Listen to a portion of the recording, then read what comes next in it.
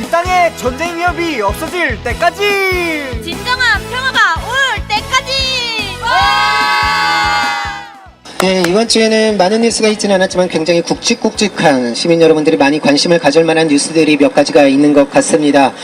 사드에 대한 내용도 있고요. 그리고 한미 정상회담이 있었죠. 그리고 ICBM 대륙간 탄도미사일을 발사했습니다. 이런 관련 내용들에 대해서 우리는 어떻게 바라봐야 되는지 오늘 이야기해야 될 것 같습니다. 그럼 첫 번째 소식부터 전해주시겠습니까? 문재인 대통령이 미국에 다녀왔습니다. 한미 정상회담을 하고 왔는데요. 그동안은 문재인 정부에서 사드에 대해서 이렇다하게 명확하게 입장을 조금 이야기하는 것을 보류해왔던 느낌이었는데요. 이번에는 공식적으로 사드 배치를 정확하게 하겠다라고 이야기한 것이 아닌가 생각되는데요. 소개해 주시겠습니까?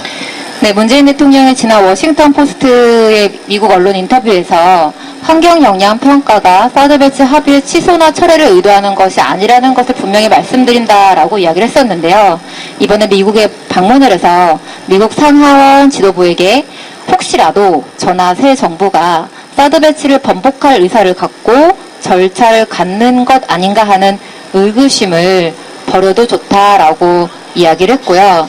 그 다음에 전략국제문제연구소에서 문재인 대통령이 연설을 했습니다. 여기에서 사드 배치 문제로 한미 동맹의 장래를 걱정하는 시선이 있다라는 한미 간의 결정을 존중한다. 그러나 사드 배치에 관한 한국 정부의 논의는 민주적 정당성과 절차적 투명성이 담보되는 절차에 관한 것이라고 이야기를 하면서 사드 배치에 대한 번복은 없을 것이라고 문재인 대통령이 직접 확인해 줬습니다.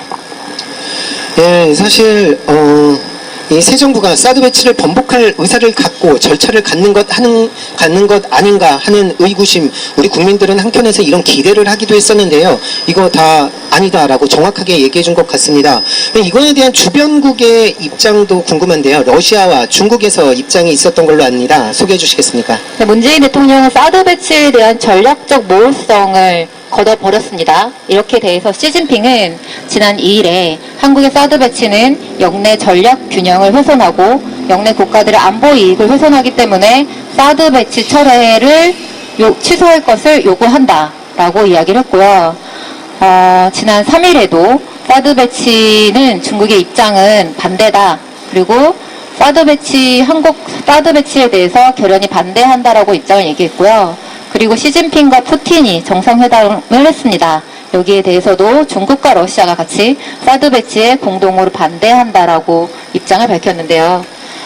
많은 기자들이 그 중국의 한국 경제 보복이나 중국의 반발에 대해서 문재인 대통령에게 물어봤습니다. 문재인 대통령이 사드 배치는 한국의 주권 사안이라고 이야기를 하면서 이 사드의 주권적 결정에 대해서 중국이 부당하게 간섭하는 것은 옳지 않다라고 이야기를 하고 중국의 경제 보복을 하는 것은 옳지 않다라고 다시 한번 이야기를 했는데요. 중국이 사드 배치에 대해서 반발하고 여기에 대한 조치를 취하는 것이 내정 간섭이 아니라 미국이 우리나라 땅에 사드 배치를 놓고 이것을 자기 마음대로 운용하고 이러는 것이 내정 간섭이죠. 이것이 주권 침해인데 대통령이 주권에 대해서 잘 모르는 것 같습니다.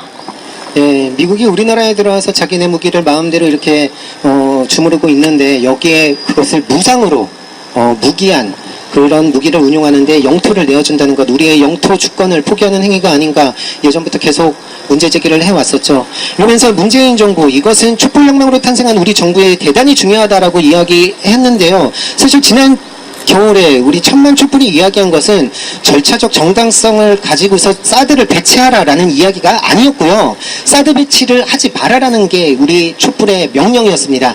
명확히 알고 갔으면 좋겠습니다. 그럼 다음 기사 또 보도록 하겠습니다.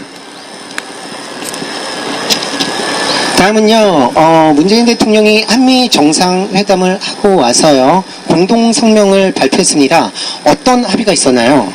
네, 크게 6가지 항해에 대한 합의가 있었고요. 첫 번째로는 한미 동맹 강화에 대한 합의, 두 번째는 북한 정책에 대한 긴밀한 공조를 지속하겠다라는 합의, 세 번째는 FTA를 비롯해서 경제 성장을 촉진하기 위한 공정한 무역 발전에 대한 합의 등 해서 크게 6가지의 한미 동맹을 공고화하기 위한 합의들을 하고 왔습니다. 네, 이 중에서 한두 가지만 짚어봤으면 좋겠는데요. 가장 먼저 말씀해 주셨던 한미 동맹 강화에 대한 내용입니다. 여기에서 이야기한 내용이 트럼프 대통령은 재래식과 핵 능력을 포함한 모든 범죄의 군사적 능력을 활용하여 대한민국의 확장 억제를 제공한다는 미국의 공약을 재확인하였다라고 하는데요. 이거에 대해서 좀 설명이 필요할 것 같습니다. 예, 쉽게 얘기하면 미국의 재래식 무기와 핵무기를 한반도 인근에 배치해서 북한에 있을 수 있는 공격으로부터 한반도를 지켜주겠다라고 얘기를 한 것인데요. 이것을 거꾸로 이야기하면 북한을 위협하기 위해서 한반도 인근에 북한의 핵무기와 미국의 핵무기와 미국의 재래식 무기를 계속해서 배치를 하겠다라고 하고 있는 내용입니다. 네, 계속해서 북에서 미사일 시험이나 이런 것들을 도발로 규정하면서도 한반도 지역에서 군사적 긴장을 높이는 행위는 오히려 미국이 하고 있는 것이 아닌가 그런 생각도 함께 드는데요. 두 번째로 북한 정책에 대한 긴밀한 공조를 지속하겠다고 했습니다. 그러면서 트럼프 대통령은 다시 완전하고 검증 가능하며 불가역적인 한반도 비핵화라는 공동의 목표를 평화적인 방식으로 달성하기 위해 계속 긴밀히 공조해 나가기로 하였다라면서 또 북한이 도발적 행위를 중단하고 진지하고 건설적인 대화의 장으로 복귀하도록 최대의 압박을 가해 나가기 위해 기존 제재를 충실히 이행하면서 새로운 조치들을 시행하기로 하였다라고 했습니다. 이거에 대한 분석도 좀 필요할 것 같습니다. 네, 완전한 검증 가능한 불가역적인 한반도 비핵화는 저희가 정말 많이 들었던 CVID라고 해서 부시 행정부의 대북 핵 문제를 어떻게 할 것인지에 대해서 북한의 일방적인 핵폐기를 주장했던 내용입니다. 이것이 또다시 공동 성명에 CVID 얘기가 다시 한번 나왔다라는 거는 한반도 비핵화에 대해서 부시 행정부와 크게 다르지 않는 얘기를 했다라는 점이고요.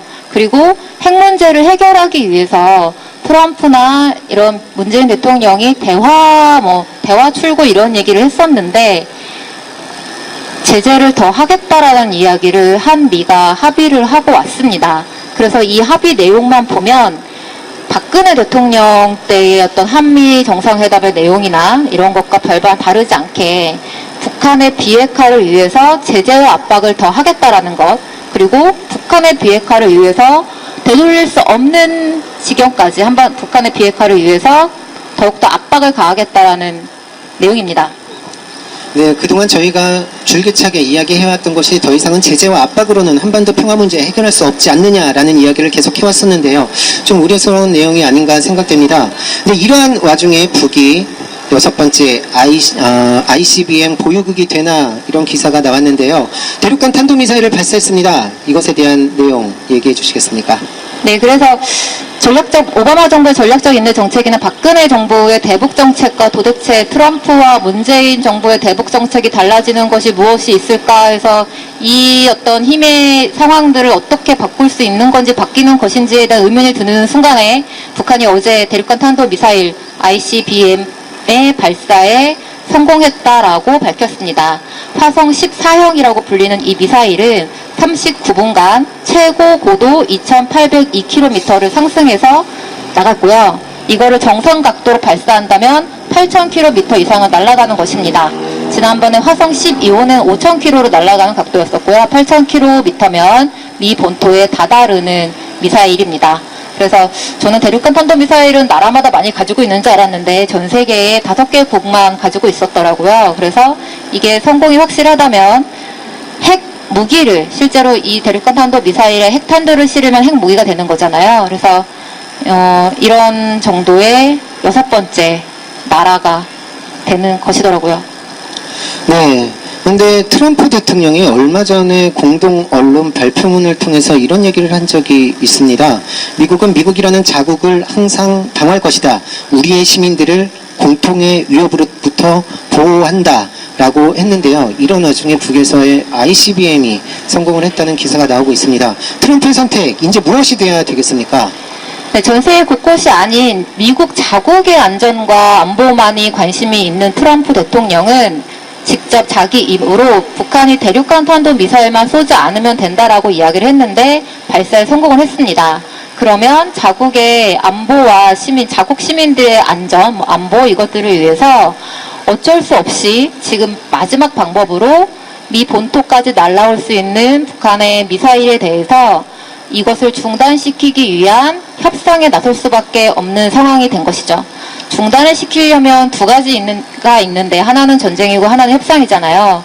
그래서 전쟁 카드는 트럼프 스스로 하지 않겠다라고 이야기했기 때문에 이게 언제 하나 저제 하나 그러는데 지금은 협상에 나설 수밖에 없는 북미가 미국이 직접 북한의 핵미사일을 중단시키기 위해서 협상에 나설 수밖에 없는 상황이 됐고요. 여기서 우리가 생각해 봐야 되는 것은 미국이 북한에 요구하는 것은 아주 가깝게는 대륙간 탄도미사일 발사 실험 중지입니다. 그럼 이것을 일방적으로 북한에 요구하는 것이 아니라 협상이 되려면 서로 간에 원하는 것을 들어줘야 됩니다. 그러면 북한은 미국한테 단기적으로 무엇을 원할 것인가에 대한 문제인데요. 아무래도 8월 달에 예정인 한미연합 군사훈련의 축소 내지 중단, 이것이 이제 북한이 요구하는 것이라고 생각이 됩니다. 그래서 일방적인 북한의 핵실험, 미사일 실험 발사 중단이 아니라 북한이 요구하는 이 한미연합 군사훈련 중단에 대해서도 논의가 되어야 하고, 그런 것들이 앞으로 어느 수면에서 이렇게 얘기가 될 것인지가 궁금해지는, 가시화될 것이라고 예상이 됩니다. 여기와 더불어서 문재인 대통령이 미국에 갔다 오면서 한국의 주도권을 미국이 인정해줬다라고 다들 칭찬을 하고 있었습니다. 근데 이 미국과의 합의 내용을 보면 이 운전석에 앉았다라는 그 운전대는 범퍼카 운전대밖에 되지 않는다라는 평가가 있습니다. 미국이 운영하는 그 범퍼카에서 그 범위 내에서만 한국이 주도권을 잡을 수 있도록, 즉 미국이 컨트롤하는 내에서만 한국이 운전석에 앉을 수 있도록 해줬다라고 했는데, 문재인 대통령도 계속해서 북한과의 대화나 협상을 이야기하는데 남북 간도 따져보면 그러니까 남한 정부가 북한에 바라는 것이 있지만 북한도 남한에 바라는 것이 있습니다.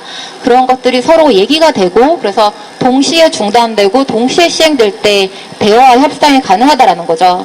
남한이 북한 정부에 바라는 것, 지금은 문재인 대통령은 비핵화인 것으로 보여지는데 이것을 일방적으로 요구한다고 대화가 되지는 않을 것입니다. 북한이 요구하는 것은, 남한 정부에 요구하는 것은 크게 두 가지로 보여지는데, 하나는 제재와 대화를 병행해서 대북 정책을 하겠다는 것을 하지 말아라. 그래서 북핵 문제 별개로 남북 문제를 풀어가자라는 게 입장이고요. 두 번째로는 한미연합 군사훈련 중단입니다. 마찬가지로 8월 달에 실시 예정인 한미연합 군사훈련이 어떤 수준에서 어떻게 펼쳐질지, 이것에 대해서 미국과 한국 정부가 어떤 이야기를 하게 되는 건지는 앞으로도 매우 중요하게 바라봐야 되는 문제인 것 같습니다. 네, 미국과 한국 정부 어떻게 해야 될지 이미 다 말씀하셔서 따로 또 물어보진 않겠습니다. 네. 오늘 준비한 기사 여기까지인 것 같은데요. 혹시 뭐 더 하실 말씀 있으시면? 아니, 없습니다. 네, 그럼 수요평화뉴스 여기서 마치도록 하고요. 다음 주에 다시 찾아뵙도록 하겠습니다. 수고하셨습니다. 감사합니다.